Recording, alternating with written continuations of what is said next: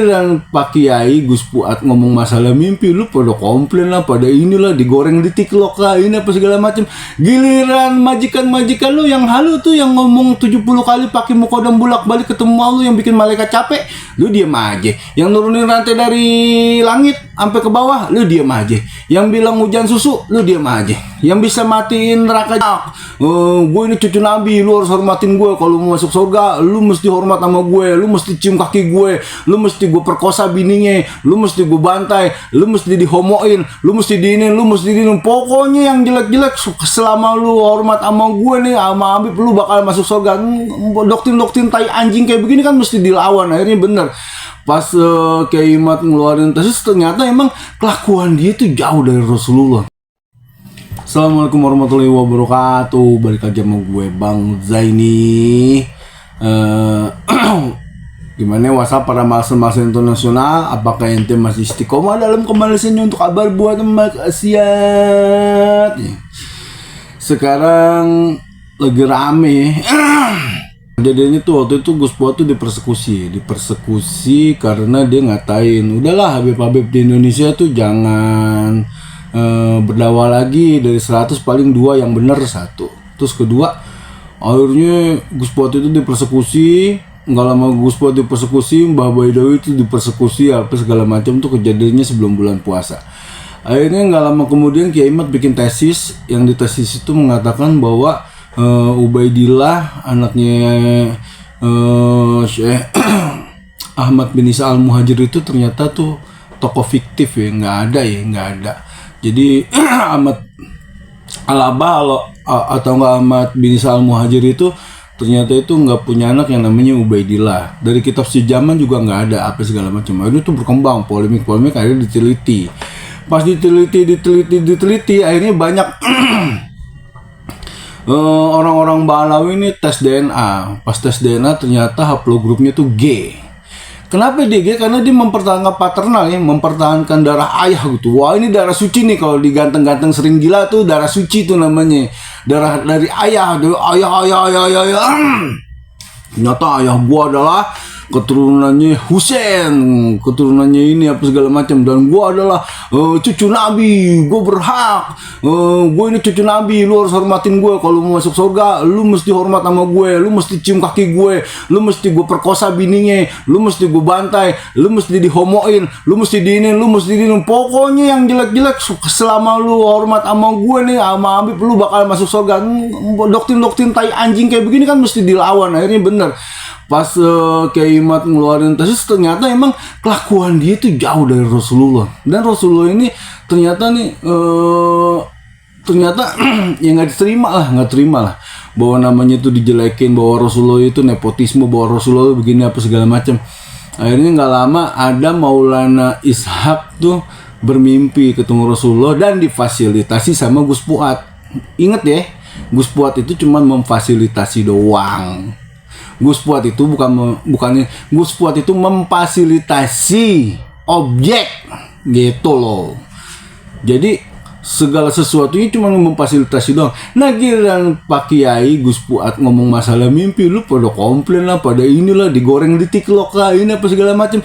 Giliran majikan-majikan lu yang halu tuh yang ngomong 70 kali pakai mukodam bolak-balik ketemu lu yang bikin malaikat capek, lu diem aja. Yang nurunin rantai dari langit sampai ke bawah, lu diem aja. Yang bilang hujan susu, lu diem aja. Yang bisa matiin neraka jahanam, jebret gitu, lu diem aja. Ya kalau neraka jahanam mati malaikat penjaga neraka kagak ada kerjaannya kan, kadang-kadang tolol ya. Karena yang kayak begitu lu diem aja. Giliran kayak begini, mimpi begini akhirnya pakai itu nerangin bahwa pintu kenabian itu kan masih dibuka ya. Satu itu lewat mimpi gitu. Mimpinya orang-orang soleh. Masalahnya nih Pak Maulana Ishak ini orang soleh, apa bukan Pak Kiai mah tetap memfasilitasi aja gitu loh. Nah, terjadi kontroversi kayak begini, ada yang nggak setuju, ada yang segala macam. Gini ya, kalau gue lihat Pak Kiai ini jenius nih. Dari segi fisik, Pak Kiai itu suruh Habib-Habib ini tuh tes DNA. Dari segi metafisik ya kayak begini caranya gitu loh.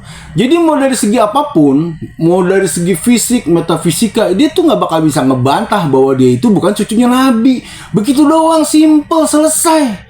Sekarang lu ngotong-ngotain, wah lu keturunan tuyul lu apa segala macam, bodo amat, gue nggak bakal sakit hati, beneran deh. Sekarang nih kalau menurut gue sebagai pengagumnya Gus Fuad ya, sebagai pengagumnya Pak Kiai Imad ya, sebagai pengagumnya Kiai-Kiai Nusantara, sebagai pengagum Kiai-Kiai kampung ya, yang benar-benar sayang cinta sama umatnya. Karena kata dia kalau kita cinta sama Rasulullah, kita mesti cinta sama umatnya Rasulullah. Ini ada umatnya Rasulullah nih, dikit-dikit lu dengerin sendiri lah beritanya lah, dihomoin, dimonon, diperkosa, dipake, diiniin, ada yang dibunuh, ada yang diinin, apa segala macam kelakuan dia atas nama apa cucu Nabi, apa yang Nabi enggak itu, apa yang Nabi ntar kagak marah kayak begitu. Sekarang udah bikin Rasulullah marah, Rasulullah udah nurunin ini mimpi lewat sini, lu pada komplain, wah begini, wah begitu, begini wah. Nah sekarang gini aja, kalau lu budak-budak masih pada pengen ini nama majikan lu tuh yang tukang bohong tuh, yang suka ngebohongin kuburan kucing dibilang kuburan wali, kuburan semua di Ningrat ada 2 kayak kuburannya si Pitung, kuburan orang-orang soleh diklaim-klaim sebagai kuburannya Ba'alawi, gini-gini, silakan aja, terserah lu, silakan aja.